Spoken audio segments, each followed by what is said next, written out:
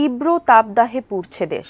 অধিকাংশ জেলায় মৃদু থেকে মাঝারি তাপপ্রবাহ বয়ে যাচ্ছে। তীব্র গরমে হাঁসফাঁস অবস্থা মানুষের। শ্রমজীবীরা পড়েছেন বেশি ভোগান্তিতে। প্রতিনিধিদের পাঠানো তথ্য ছবিতে ডেস্ক রিপোর্ট। রাজশাহীতে মাঝারি তাপপ্রবাহ বয়ে যাচ্ছে কিছুদিন থেকেই। বুধবার তাপমাত্রা পৌঁছে যায় 40 ডিগ্রি সেলসিয়াসের ঘরে, যদিও তাপ অনুভূত হচ্ছে 42 ডিগ্রির কাছাকাছি। সূর্যের উত্তাপ ও বাতাসে জলীয় বাষ্পের পরিমাণ বেড়ে যাওয়ায় ঘরে বাইরে কোথাও স্বস্তি পাচ্ছে না সাধারণ মানুষ।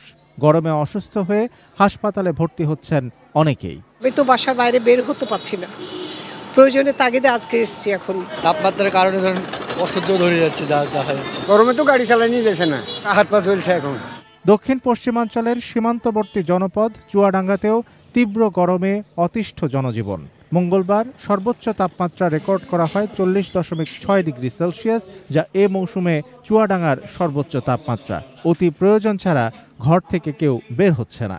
এত গরম তো মাঠে কি আমরা দাঁড়াইতে পারছি না, কাজ কাম করতে পারছি না। প্রচন্ড তাপমাত্রা খুবই বেশি, রোদ্দুরে দাঁড়ানো যাচ্ছে না। দেশের যে 7টি জেলার উপর দিয়ে তীব্র তাপ প্রবাহ বয়ে যাচ্ছে, বাগেরহাটের মোংলা তার একটি। তাপমাত্রা ছুঁয়েছে 41.3 ডিগ্রির ঘর। প্রচুর গরম, আমরা গরমের জন্য রাস্তাঘাটে বাইরে পাচ্ছি না, অস্থির হয়ে যাই, কাজ কামের দিক দিয়ে বেশি সমস্যা হয়। গরমের কারণে মানুষ অসুস্থ হচ্ছে, এত গরম আর বাঁচা যাচ্ছে না গরমে।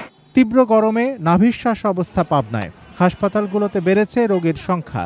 শয্যা সংখ্যার দ্বিগুণেরও বেশি রোগী ভর্তি থাকায় তিল ধারণের ঠাঁই নেই শিশু ওয়ার্ডে। বাচ্চার সমস্যা হলো ঠান্ডা কাশি, এখানে তো গরমে থাকার মতো কোনো পরিস্থিতি নাই। পেশেন্ট এতই হয়েছে, আমরা ট্রিটমেন্ট দিয়ে শেষ করতে পারতেছি না, প্রচুর বাচ্চা। গোপালগঞ্জের উপর দিয়েও বয়ে চলছে মাঝারি তাপদাহ। দুর্ভোগে পড়েছেন পেশাজীবী মানুষ। আবহাওয়া অফিস জানিয়েছে, সারা দেশে চলমান তাপপ্রবাহ আরও কয়েকদিন অব্যাহত থাকবে। 20 এপ্রিলের পর তাপমাত্রা আরও বাড়ার আশঙ্কা রয়েছে। Shamsul Arefin, desk report, ATN news.